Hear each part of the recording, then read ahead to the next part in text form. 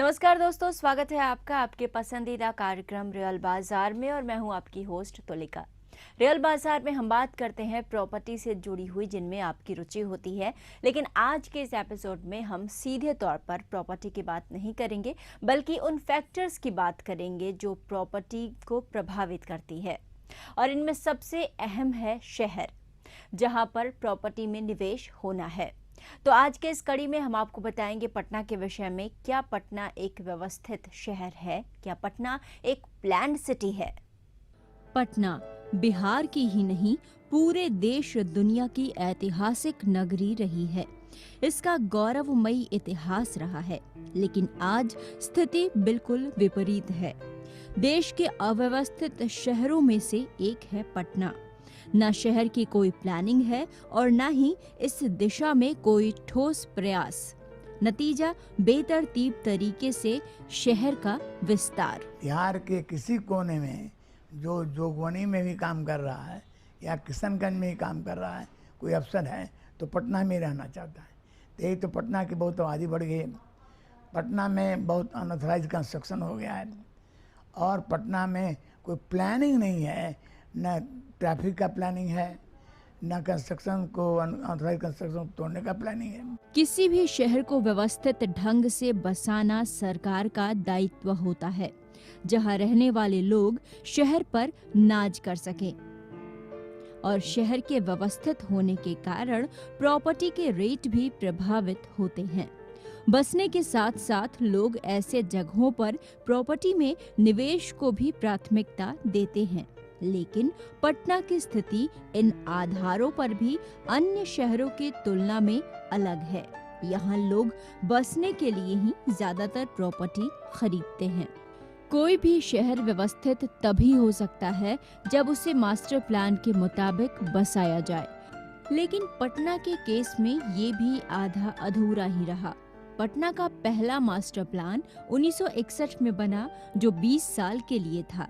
सरकार ने 1967 में उसे मंजूरी दी, लेकिन दुर्भाग्य से उस मास्टर प्लान का पूर्ण रूप से इम्प्लीमेंट नहीं हो सका। सबसे शुरू में जो है सो जो बना था शहर के विकास के लिए, वो town planning and improvement trust act 1951 था। उसी के तहत जो है सो पटना के विकास के लिए लोगों ने उस समय सोचा था। लेकिन बाद में जो है सो इसको और क्या कहते हैं कि जब देखा गया कि ये कैपिटल टाउन है, तो उस एक्ट को बदल करके रीजनल डेवलपमेंट अथॉरिटी एक्ट बनाया गया, जो कि पहले 1974 में बाई ऑर्डिनेंस चला और 81 में इसका शेप लिया। और उसके तहत जो है सो क्या कहते हैं पटना रीजनल डेवलपमेंट अथॉरिटी का क्रिएशन हुआ, exclusively for the development of Patna. लेकिन हम लोगों का दुर्भाग्य है कि क्या कहते हैं कि जो मास्टर प्लान इनविसेज किया था उसके अनुसार हम लोग खरा नहीं उतर सके। 1961-81 के बाद दूसरा और तीसरा मास्टर प्लान भी पटना के लिए बना, लेकिन कुछ खामियों के कारण पटना पर अपना प्रभाव नहीं दिखा सका। आज पटना बड़े स्लम के रूप में उभर चुका है। बड़ी बड़ी इमारतों ने शहर में अपनी जगह बना ली है, लेकिन कोई भी बिल्डिंग बायलॉज के मुताबिक नहीं है। स्थिति ऐसी है कि शहर को व्यवस्थित करना आज एक बड़ा प्रश्न हो गया है। अब जो व्यवस्था सोच रहे हैं कि ये ऐसा होना चाहिए सबसे अच्छा, आधा पटना टूट जाएगा। तो आप इमेजिन कीजिएगा वैसी स्थिति में क्या हो सकता है। आधा पटना को तोड़ना पॉसिबल है? अब इधर ही जाइएगा, देखिए कंपाउंड वाल के ऊपर से घर बना हुआ है हर जगह। अभी जाइएगा इसी सड़क में अब दिखेगा आपको। पाटलिपुत्रा कॉलोनी बसा, it was a residential colony, it was suppose to be purely residential colony, लेकिन सब लोग उसमें ज़मीन बेच करके चले गए और वहाँ पर मल्टी स्टोरेड बिल्डिंग बन गया, मॉल बन गया। इसको किसने रोका? तो लैंड यूज प्लान के ऊपर भी लैंड यूज पर कोई कंट्रोल नहीं रहा। बायलॉज पर कंट्रोल करो तो सबसे पहले तो लैंड यूज पर कंट्रोल होना चाहिए कि कहाँ पर क्या होना चाहिए, कहाँ नहीं होना चाहिए। इसमें जो है सो विजन जो है सो क्या कहते हैं हमारे माने पॉलिटिकल विल को भी नहीं है। आपने अपार्टमेंट एक्ट लाया, अपार्टमेंट एक्ट से आपने जो है सो राजस्व की वसूली की। क्या सरकार 1 इंच भी मास्टर प्लान रोड कहीं एक्वायर किया? आपको पैसा तो आया, पैसा आया अपार्टमेंट से, ठीक है अपार्टमेंट ही बना, तो उससे जो पैसा आया, आप जो है सो क्या कहते हैं मास्टर प्लान रोड तो कम से कम बनाते। एक भी मास्टर प्लान रोड आपने नहीं बनाया, तो रोड की चौड़ाई तो हमारी वही 10 फीट 20 फीट या जो पहले से बनी हुई है आपका बेली रोड, या चाहे जो बोरिंग रोड या बोरिंग कनाल रोड, उसके बाद से जो है सो क्या कहते हैं कि कोई दूसरी चौड़ी सड़क हमको नहीं मिल रही है। तो कनेक्टिविटी तो होनी चाहिए। आज जो पॉपुलेशन 20 लाख से ऊपर हो गया, ये एक जगह से दूसरी जगह जाता है और इतनी ट्रैफिक जाम की बात हो जाती है, तो हम लोग उसको जो है सो क्या कहते हैं कि इग्नोर किए, उस पर कभी सोचे ही नहीं, और कभी सोचे भी तो उस पर जो है सो क्रियान्वयन नहीं किए, जिसका कि जो है सो ये नतीजा है कि पटना आज जो है सो एक बिग स्लम के रूप में डेवलप कर गया। तो दोस्तों, आपने देखा कि पटना एक प्लान्ड सिटी नहीं है। इसके कई वजह स्वाभाविक हैं, तो कुछ ऐसे भी वजह हैं जिनके कारण हम और आप हैं। पटना का मास्टर प्लान वैसे बना तो कितनी बार, लेकिन सही तरीके से इसका इम्प्लीमेंटेशन नहीं हो पाया, और इसका रिजल्ट हुआ कि पटना एक अव्यवस्थित शहर बन के रह गया है। तो इसके बारे में चर्चा आगे भी जारी रखेंगे, लेकिन फिलहाल यहाँ पर रुकेंगे एक छोटे से ब्रेक के लिए। ब्रेक के बाद आपका स्वागत है। पटना का पहला मास्टर प्लान 1961 में बना था, जो 20 वर्षों के लिए बना था 1981 तक, लेकिन इसका सही से इम्प्लीमेंटेशन नहीं हो सका। इसकी पहली वजह थी पैसे की कमी और दूसरी वजह राजनीतिक इच्छा शक्ति की कमी। किसी भी शहर का मास्टर प्लान उस शहर का ऐसा स्केच होता है जिसके माध्यम से शहर के लैंड यूज को निर्धारित किया जाता है। मास्टर प्लान ये भी निर्धारित करता है कि शहर में रेसिडेंशियल और कमर्शियल जगहें कहाँ-कहाँ होंगी। क्या कहते हैं कि मास्टर प्लान में जैसे रेजिडेंशियल यूज़ है, तो वो रेजिडेंशियल यूज़ में जो है सो क्या कहते हैं मिक्सड अप नहीं हो बहुत सारे कमर्शियल और इंडस्ट्रीज के लिए अलग जोन बनाया जाता है। उसी तरह से जो है सो क्या कहते हैं कि आपको इंस्टीट्यूशंस है, तो एजुकेशनल इंस्टीट्यूशंस है, हॉस्पिटल्स है, तो वो सब भी एरिया डिमार्केट किया जाता है कि वर्तमान में इसका जो है सो एक्सपेंशन कैसे होगा, और भविष्य में हमको जो आवश्यकता होगी, जो पॉपुलेशन बढ़ रहा है और इस शहर में आ रहा है, उसके लिए हम कहाँ इसका जो है सो उचित स्थान सुरक्षित करें। तो लैंड यूज़ जो है सो क्या कहते हैं कि फंक्शन ऑफ एक्टिविटी है, और वो एक विजुअलाइज करके डॉक्यूमेंट्स तैयार किया जाता है इमेजिन करके कि ये ग्रोथ जो है सो इस तरह से उसका होगा, जिसमें कि इतने पॉपुलेशंस के लिए ये सब व्यवस्था में हो, जिससे कि किसी तरह से स्लम का विकास नहीं हो, और क्या कहते हैं कि शहर एक जो है सो नीट एंड क्लीन, और उसमें जो है सो ये भी व्यवस्था की जाती है, गार्बेज कलेक्शंस वगैरह की भी बात की जाती है, उसमें ट्रैफिक की भी बात की जाती है। पटना का मास्टर प्लान 3 बार बन चुका है, लेकिन शहर के लैंड एक्टिविटीज पर ध्यान नहीं दिया जा सका। 1-2 कॉलोनियों को छोड़कर कहीं भी इसका इनपुट देखने को नहीं मिलता, और जिन्हें रेसिडेंशियल बनाया गया था वहां भी धड़ल्ले से कमर्शियल एक्टिविटीज चालू है। ये लोगों को रियलाइजेशन नहीं है कि हम क्या कर रहे हैं। लोगों को इस बात का रियलाइजेशन हुआ ही नहीं कि हम क्या कर रहे हैं। अब देखिए कई रेजिडेंशियल हाउसेज आप मिलेगा आपको कंकड़बाग में, ज़्यादातर राजेंद्र नगर में, या इवन इस आशियाना एरिया में, कि नीचे में क्लिनिक है, हॉस्पिटल है फुल फ्लेजेड, और ऊपर में रेजिडेंशियल से बोला है। तो इस तरह का जो है एक क्लिनिक अलाउड है कि एक छोटा मोटा क्लिनिक डॉक्टर जहाँ बैठ के देखता है रात को शाम को, वो हो सकता है, लेकिन फुल फ्लेजेड हॉस्पिटल बना देना और उसके ऊपर में घर, तो दोनों के लिए हज़ारदस है। इधर शिवपुरी वगैरह इलाके में आप जाएंगे तो देखेंगे धड़ल्ले से बहुत बड़ा बड़ा हॉस्पिटल बना हुआ है, और ऊपर में ये ऐसा एक क्यों है? ऐसा इसलिए भी है कि गवर्नमेंट ने कोई व्यवस्था नहीं किया। खाली कहने से कि पब्लिक चोर है या कोई गलत काम कर रहा है, दैट इज़ नॉट एडिक्वेट। आपको उसको गलत काम को रोकने के लिए आपको उसके काउंटर जो एक्शन है वो भी करना है। पटना में मास्टर प्लान प्रभावी तरीके से लागू नहीं हो सका। इसके पीछे कई कारण है जिसने इसे लागू होने से रोका। सबसे बड़ा कारण बिल्डिंग बायलॉज की अनदेखी। शहर में मकान और अपार्टमेंट तो बने, लेकिन सभी नियमों को ताक पर रखकर। दूसरा कारण रहा मास्टर प्लान लागू कराने वाली रेगुलेटरी अथॉरिटी का सशक्त नहीं होना। जैसे कि अगर बायलॉज के हिसाब से बिल्डिंगें बनती या टाउन एक्सपैंड करता तो भी कुछ राहत मिलती, लेकिन उसके हिसाब से भी नहीं हुआ। कोई नॉर्म्स जो है रेगुलेटरी जो प्रोविजंस था ऑलरेडी, जो भी था थोड़ा बहुत, ऐसे बहुत एडिक्वेट नहीं था, लेकिन जो भी था उसको भी जो है इम्प्लीमेंट नहीं कर सके हम लोग, जिसके वजह से ऐसी स्थिति हो गई है। तो अब चूँकि जब से भुज में और गुजरात में जब से अर्थक्वेक हुआ, उसके बाद से थोड़े से लोग जगे और उसका गवर्नमेंट का भी इसके तरफ ध्यान गया, लेकिन फिर भी अब तो जब चिड़िया चुग गई खेत तो अब पछताए होत का, जो होना था सो तो डैमेज हो गया। मास्टर प्लान में जो डेंसिटी रिकमेंडेड है हर एरिया का, अगर उसको भी फॉलो करते तो इस तरह का जो है सो क्या कहते हैं कि अपार्टमेंट्स नहीं बनता। देखिए अपार्टमेंट्स जो बन रहा है उसका आप एक चीज़ देखिए, उसका जहाँ पर सिंगल स्टोरी या डबल स्टोरी बनता वहाँ पर जो है सो क्या कहते हैं कि माने 2 परिवार रहता, 3 परिवार रहता, वहाँ पर आपने 15, 20, 25 परिवार का व्यवस्था किया। तो अगर एक ही छोटे ज़मीन में 125 आदमी माने आपने एकोमोडेट किया, अब 125 आदमी के लिए आपका ट्रैफिक, वाटर सप्लाई, ड्रेनेज, ये सब सारी सुविधा जो है सो होनी चाहिए। तो वो सुविधा जो है सो क्या कहते हैं कि जो हमारा वाटर बोर्ड है वो सक्षम नहीं है। सब लोगों ने अपना बोरिंग करना शुरू किया, आज जो है सो क्या कहते हैं कि इसका वाटर लेवल जो है सो डाउन हो गया। तो हम एक चीज़ को नहीं सोचते हैं, लेकिन काम तो होगा।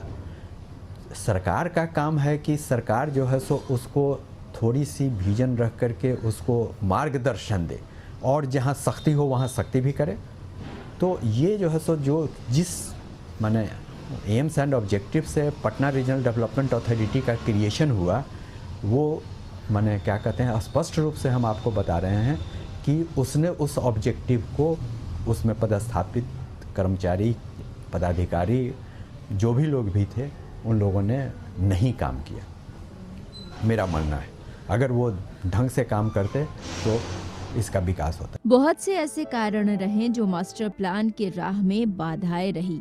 साथ ही साथ एक और स्वाभाविक कारण रहा, वो था पटना का लीनियर होना, यानी पटना का विस्तार उत्तर में गंगा और दक्षिण में पुनपुन तक नहीं हो सकता।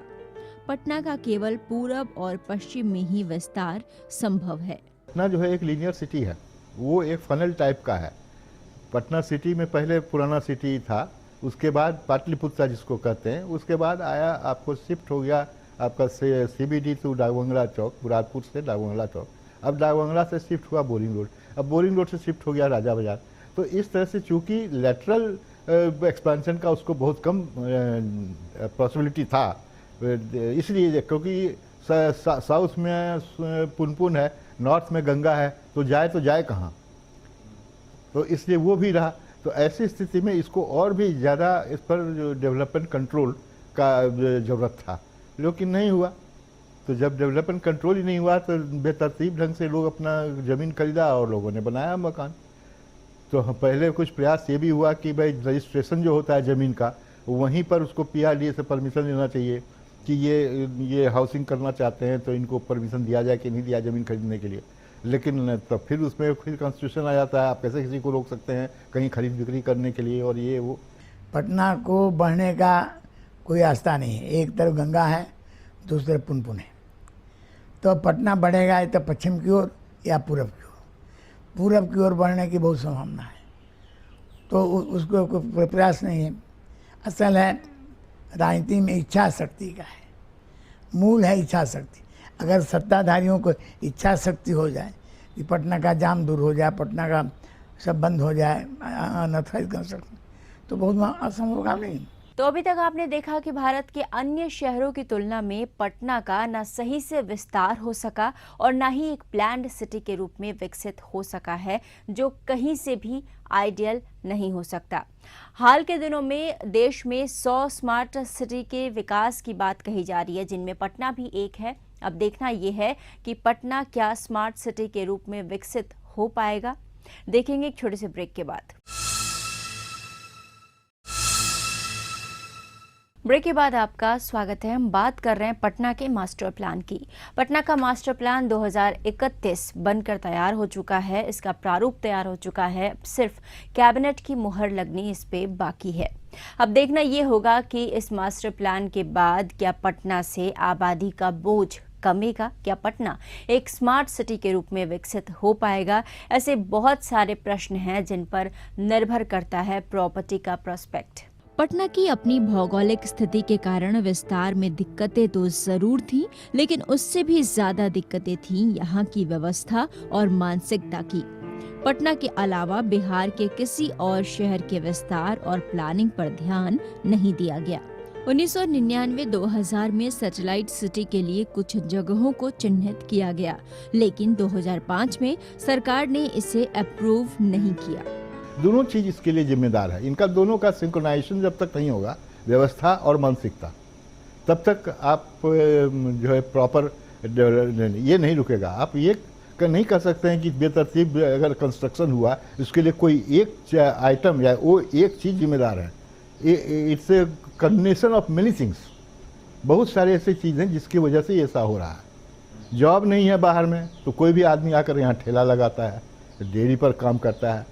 लोग को इलाज के लिए जगह नहीं है तो यहाँ आकर के करते हैं।